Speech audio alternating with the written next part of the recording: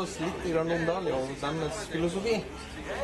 Jamen, Dali er jo et efterhånden gammelt barn af Hi-Fi-klubben, og vi har altid sat en ære i at lave value for money i de forskellige prisklasser, hvor vi befinder os. I dag breder vi os over et meget stort spektrum af serier og priser, men det er egentlig lidt ekstra tilfredsstillende at stå her og præsentere vores nye sensorserie, fordi den er prismæssigt helt back to basic. Det er vores entry level. Det var egentlig der, hvor Dali begyndte for snart 30 år siden. Vi står at med en ny kreation. Du har fået netop Acer-pris for. Jeg var så heldig, at jeg fik høre den, når vi var nede i München på Høyenmesse der. Gratulerer. Tak. Kan du fortælle os lidt om Jamen, den nye baby? Det er jo babyen, sæson F5, som vi er stolte og glade for at have fået en award, som jo lidt bekræfter det, som vi gerne ville med det her produkt, nemlig at lave en fusion af en meget æstetisk type produkt, som passer ind i indretningsbevidste menneskers hjem, moderne menneskers hjem, kombineret med alle de, al den arv, vi har fra Hi-Fi, alle de gode ting, som handler om at få mest muligt frem fra det, man lytter til. Jeg har sådan en eller anden idé om, at indtil i dag eller indtil for nylig har det altid været et valg, man skulle træffe, om man ville have et designprodukt, og så var man egentlig villig til at give køb på en hel masse lydmæssige ting. Eller også skulle man have et fuldblot performance-produkt, og der ville man blive nødt til at blive meget, meget præget af Hi-Fi i sin indretning. Altså for at være direkte, så skulle det være nogle firkantede bokse, som var meget store.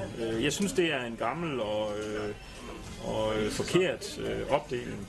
Mål med den her højtaler har været at fusionere de to verdener, og jeg ser ingen problem i at gøre det.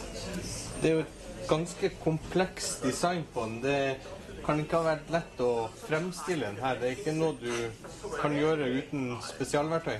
Det har ikke været let at fremstille den, og det er korrekt. Men det er klart, at udviklingsprocessen har været lang og tung. Vi har investeret utrolig mye i værktøjer til støbning, og det er klart, når man har overkommet nogle af de hurdles, der ligger i, til eksempelvis at støbe et aluminiumskabinet i et stykke osv., der begynder det jo at gå lidt enklere. Men det har været tungt.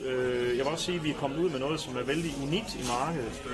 Og vi har et produkt i dag, som er færdiggjort i en grad, vi ikke tidligere har set. Blandt andet, at vi har et produkt, som man kan se på hele vejen rundt, og hele tiden ser nye aspekter i, når man ser det fra nye vinkler. Vi har også en terminalløsning her, som egentlig er vældig gennemtænkt. Den muliggør, at man kan benytte vanlige bananbokse udefra, men man kan også tage den af, og så kan man montere sit kabel skjult fra bunden eller gennem et hul forsænket her i bunden. Vi har også en basrefleksafstemning, som gør, at den store port her på bagsiden aflaster elementerne fra at skulle gøre hele det tunge job. Og det vil sige, at vi egentlig har en højtaler, der performer større, end den ville have været med to elementer i et lukket kabinet. Når jeg hørte den første gang nede i München, så blev jeg ganske overrasket over, liksom, så var det bare den som spilte, eller var det noe sub som stod der, liksom. For lydbildet var jo veldig stort, åpent og detaljert. Jeg så to demonstrationshold i dag, hvor vi spillede, og hvor hånden den røg ned på en subwoofer for lige at tjekke, om den spillede, og det gjorde den ikke. Den var ikke engang tilsluttet. Men det er faktisk den fornemmelse, den kan skabe.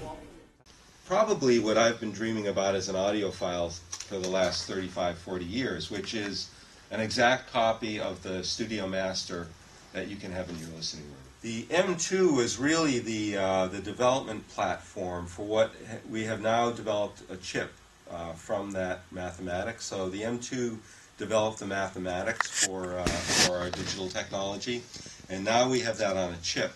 And that chip is an 8-channel chip, so it allows us in the future to do things with our AV receivers.